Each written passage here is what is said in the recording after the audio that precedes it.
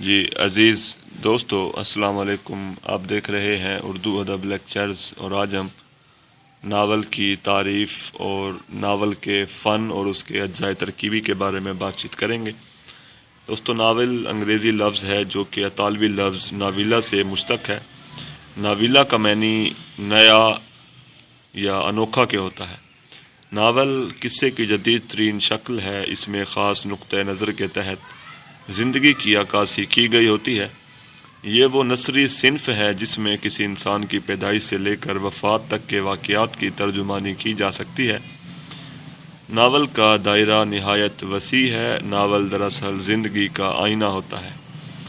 Novel کے بارے میں آل احمد سرور اپنی کتاب تنقیدی اشارے میں لکھتے ہوئے کہتے ہیں، ناول ایک مسلسل قصے کا دوسرا نام ہے۔ عزیز احمد اپنی کتاب ترقی پسند ادب میں لکھتے ہیں، وہ چیز جو کہ اصطلاح میں ناول کہلاتی ہے کہانی کی سب سے ترقی یافتہ شکل ہے۔ ڈاکٹر احسن فاروقی اپنی کتاب اردو ناول کی تنقیدی تاریخ میں لکھتے ہیں، ناول داستان یا افسانے کی ایک زیادہ ترقی یافتہ شکل ہے۔ اسی طرح پروفیسر احتسام حسین رسالے ماہنامہ نگار میں اپنے مضمون اردو ناول پر مارکسزم کے اثرات میں لکھتے ہوئے کہتے ہیں، سماج کی پوری مشین کی حرکت ناول ہی میں دیکھی جا سکتی ہے۔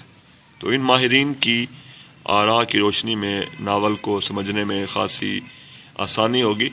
ناول کے فن اور اجزائے ترکیبی کے بارے میں اگر بات کی جائے تو مختلف ماہرین کی مختلف آراء ہے، لیکن تمام ماہرین جو ہے وہ اس بات پر متفق ہیں کہ ناول کے اندر ایک قصہ ہوتا ہے اور پلاٹ ہوتا ہے، کردار ہوتے ہیں، مکالمہ ہوتا ہے، زمان و مکان ہوتا ہے، اسلوب بیان اور کوئی فلسفہ حیات یا نقطۂ نظر ضرور موجود ہوتا ہے۔ یعنی ناول کے تقریباً 7 اجزائے ترکیبی ہیں۔ ناول میں جو سب سے پہلی جو ہے ضرورت ہوتی ہے وہ ہوتی ہے کسی قصے کی۔ تو ناول میں کچھ ہو نہ ہو قصہ ضرور ہوتا ہے۔ قصہ ریڑھ کی ہڈی کی مانند ہے، اس کے ذریعے ہی ناول نگار اپنا خیال پیش کرتا ہے۔ ناول نگار اپنی پسند کے مطابق کسی تاریخی واقعے، سماجی اور تہذیبی پہلو، کسی شخص کی زندگی کے کسی خاص پہلو، عشق و محبت کے کسی پہلو یا نفسیاتی اور جنسی الجھنوں کے قصے جو ہے وہ ناول کے قصے میں بیان کرتا ہے۔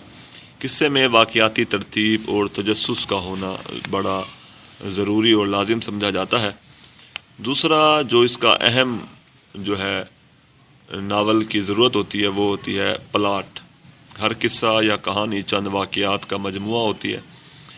انہی واقعات کی ترتیب و تنظیم پلاٹ کہلاتی ہے۔ پلاٹ کا ہی کمال ہے کہ کہانی شروع سے آخر تک ایک تسلسل سے آگے بڑھتی ہے۔ پلاٹ کے سہارے ہی کہانی ایک ترتیب اور قالب میں ڈھل جاتی ہے۔ قصے کو دلچسپ اور پرتاثیر بنانے کے لیے پلاٹ کو مختلف حصوں میں تقسیم کیا جاتا ہے۔ پہلے حصے میں کرداروں کا تعارف، دوسرے میں معاملات اور مسائل کی گتھیاں الجھنے لگتی ہیں، تیسرے حصے میں مسائل اور معاملات شدت اختیار کر لیتے ہیں، یہ نقطۂ عروج کہلاتا ہے، چوتھے حصے میں گتھیاں سلجھنے لگتی ہیں، پانچویں میں قصہ اختتام کو پہنچ جاتا ہے۔ ان تمام حصوں میں توازن اور ربط پلاٹ کی خوبی ہے۔ پلاٹ 2 قسموں کا ہوتا ہے، ایک ڈھیلا پلاٹ جس میں متعدد واقعات جو ہوتے ہیں جن میں خاص لگاؤ اور ربط یا تسلسل نہیں ہوتا۔ دوسرا پلاٹ گھٹا ہوا پلاٹ ہوتا ہے جس میں سارے واقعات باہم منسلک اور جڑے ہوئے ہوتے ہیں اور ایک تسلسل کے ساتھ وقوع پذیر ہوتے ہیں۔ محمد پرویز خان اپنے ایم فل کے مقالے ترقی پسند اردو ناول کا فکری و فنی مطالعہ میں لکھتے ہیں، مجموعی اعتبار سے سب سے اچھا پلاٹ وہی تصور کیا جاتا ہے جو اپنے موضوع اور مواد سے ہم آہنگ ہو اور فنکارانہ بصیرت کے ساتھ ترتیب دیا گیا ہو، اور اس کی تعمیر میں اتحاد و توازن، تاثر، حسن اور حیت کا خیال رکھا گیا ہو۔ تیسری جو ناول کی بڑی اہم ضرورت ہے وہ ہوتی ہے کردار۔ ناول کی کامیابی بہترین کردار نگاری کی ہی مرہون منت ہوتی ہے۔ کردار حقیقی زندگی کی عکاسی کرتے ہیں۔ کرداروں کے ذریعے سے ہی ناول کی کہانی کے واقعات وقوع پذیر ہوتے ہیں۔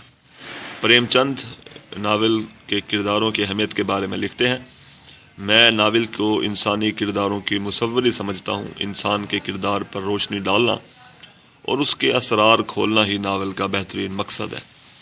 ناول نگار اپنی پسند، دلچسپی اور مزاج کے مطابق ہی کرداروں کو پیش کرتا ہے۔ چوتھی جو ضرورت ناول کے اندر پیش آتی ہے وہ ہے مکالمے کی۔ مکالموں کے ذریعے سے ہی کرداروں کی نفسیات، فکر اور سوچ عیاں ہوتی ہے، پلاٹ جاندار اور دلکش بنتا ہے۔ مکالموں کے ذریعے ناول نگار کا نقطہ نظر قاری تک پہنچتا ہے۔ کرداروں کے مکالمے اور گفتگو ان کے سماجی مقام و مرتبے اور شخصیت کو بھی واضح کرتے ہیں۔ علی عباس حسینی مکالموں کی اہمیت کے بارے میں اپنی کتاب ناول کی تاریخ اور تنقید میں لکھتے ہیں، یہ ناول نگار کے ہاتھ میں اظہار کا بہترین آلہ ہے اور اس سے باقاعدہ فائدہ اٹھانا بہت بڑا کام ہے۔ مصنف اپنے کرداروں کی زبان سے جو کچھ اس کا جی چاہے، جو کچھ وہ ضروری سمجھے یا جو امور اہم جانے ادا کر سکتا ہے۔ پانچویں جو اہم ضرورت ناول کے اندر ہے وہ ہوتی ہے زمان و مکان کی۔ زماں معنی زمانہ اور مکان معنی جگہ۔ کامیاب ناول میں زمان و مکان کا واضح تصور ہوتا ہے، یعنی کسی زمانے میں اور کسی جگہ پر جو واقعہ رونما ہوا ہوتا ہے اس کو ہم زمان و مکان کہتے ہیں۔ زمان و مکان کی تبدیلی سے کرداروں کا عمل، مزاج اور ماحول بھی بدل جاتا ہے۔ زمان و مکان کا تصور اگر کمزور ہے تو ناول کا قصہ کمزور ہو جاتا ہے۔ چھٹی چیز اسلوب بیان ہے۔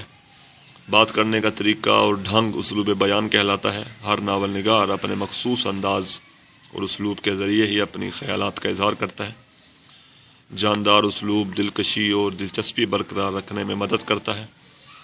ناول کا موضوع جتنا جاندار ہو، اگر اسلوب اور زبان و بیان میں جان اور دلکشی نہیں تو ناول ناکام ہو جاتا ہے۔ ساتویں چیز فلسفہ حیات یا نقطہ نظر ہے۔ ناول نگار دراصل ناول تخلیق ہی اس مقصد سے کرتا ہے تاکہ اپنے نظریات اور فلسفہ حیات کا پرچار کر سکے۔ ناول نگار ناول میں زندگی کے واقعات کی تصویر کشی کرتے ہوئے دراصل اپنے اخلاقی، مذہبی فلسفے کو بیان کرتا ہے، اور ناول نگار کا فلسفہ حیات کرداروں کے عمل اور حرکات سے واضح ہوتا ہے۔ الغرض ایک بہترین اور کامیاب ناول ان تمام مندرجہ بالا عناصر کی عمدہ ترتیب اور خوش سلیقگی اور پیشکش کا مرہون منت ہوتا ہے۔ شکریہ۔